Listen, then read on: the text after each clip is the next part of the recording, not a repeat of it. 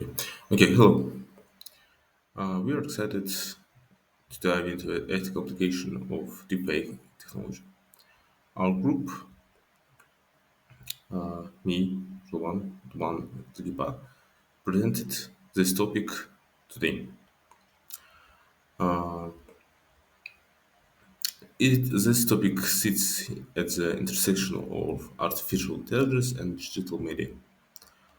Our goal is to explore profound questions, theories about identity, privacy, and trust in the digital age.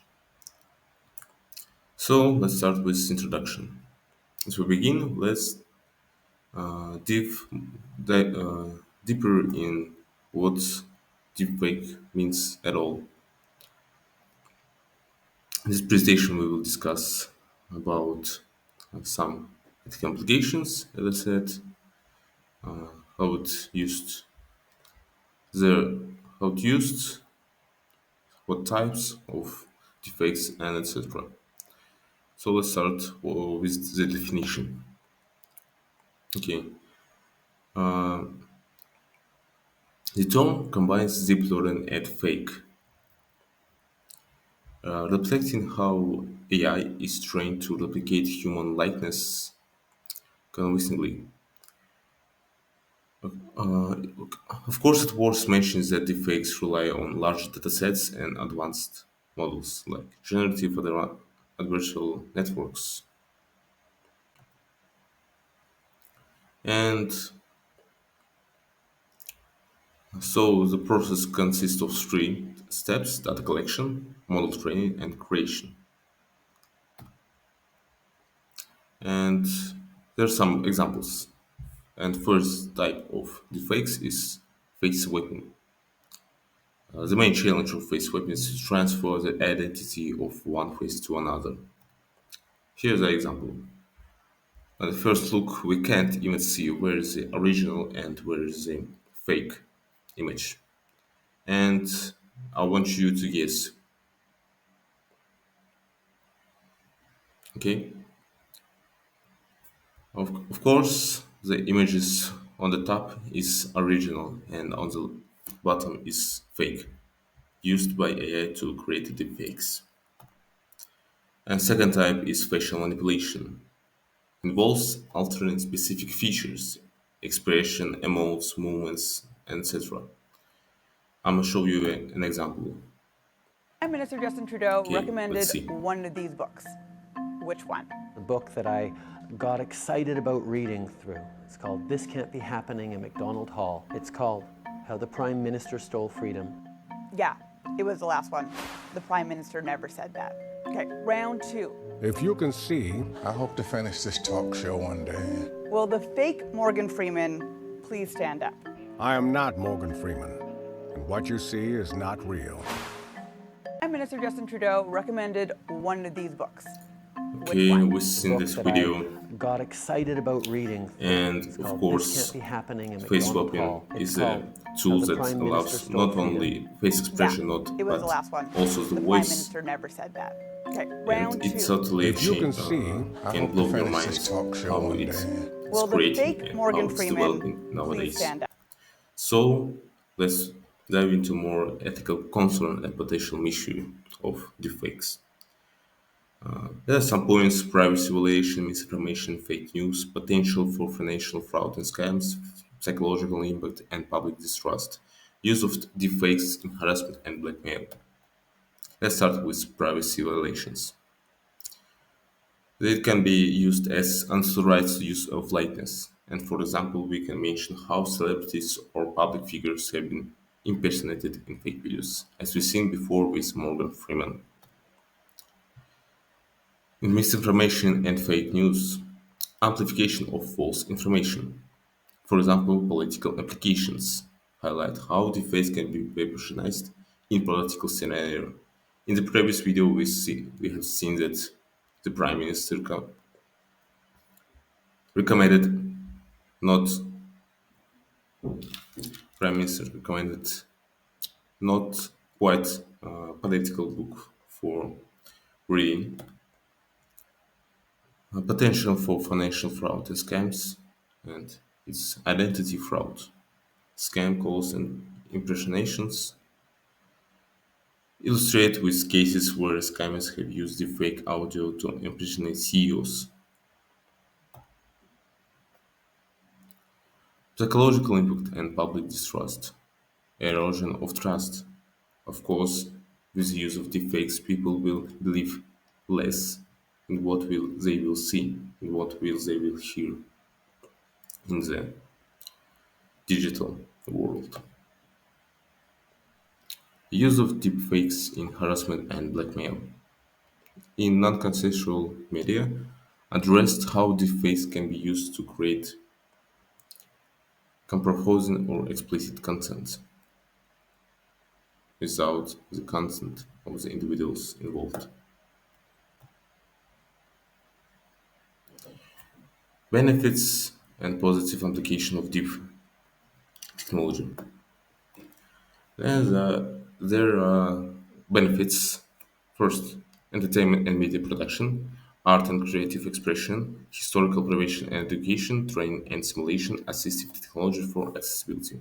These are the reason to use deepfake technology because this AI tool will help a lot with these spheres and with the development of these spheres, of course. Reasonability and regulation. This slide we will discuss who is responsible for the fakes, for the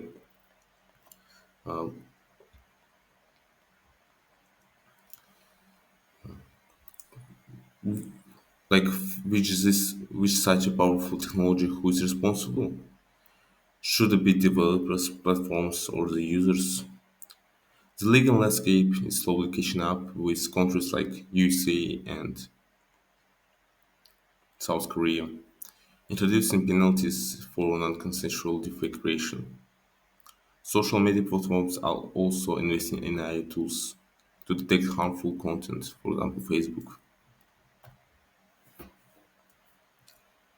Philosophy of identity and authenticity. We'll say more about this tomorrow. Now we'll look at this point from the view of the philosophy of identity and authenticity. Deepfakes challenge the concept of authenticity, blurring the line between reality and representation. This raises questions. Who are we in a world where our likeness can be recreated and manipulated digitally? From this perspective, deepfakes can distort our understanding of self and truth, challenging the notion of an authentic digital identity. The concept of identity in a digital world. Now look at the concept itself to go to the question deeply. The fluid identity. Traditionally, identity has been anchored in a real world presence and interactions. With digital media, however, our identity is extended online through social media profiles, photos, videos, and even avatars. And here's a problem of loss of a control over self-representation. When deepfake technology allows others to create realistic but false versions of us, it challenges our autonomy over our image, voice, and actions. The future of digital authenticity and ethical identity creation. If we look at the future of this question, we know that ensuring identity, we have to ensuring identity authenticity. With technology increasingly blurring reality, future approaches might require tools or practices for confirming authenticity. Effective responsibility is where a society, platforms, and individuals must collectively navigate the ethics of identity, authenticity, preservation in digital spaces. We will summarize the key points of whole presentation. We can say some of these points. First of all, that there are two types of deepfakes: face swapping and facial manipulation.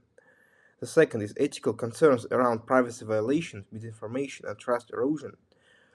And third one, the positive application in entertainment, art, historical preservation, training, and disability. And the fourth one is most important, the need for responsibility and regulation, including the roles of developers, platforms and users, as well as the current and proposed regulations.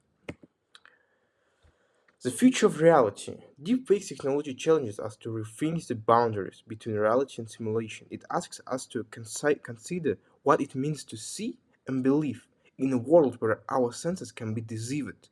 Ultimately, the future of deepfake technology and the ethical landscape it inhabits will depend on our ability to navigate these philosophical questions with wisdom and foresight. The conclusion. As we explored, deepfake technology sits at a unique crossroads of innovation, creativity, and ethical concern.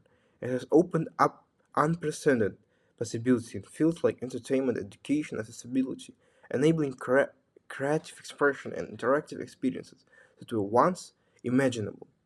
However, it also brings profound ethical challenges that extend beyond the realm of technology. Blurring of the knowing of the fundamental philosophical questions about the truth and the trust and identity.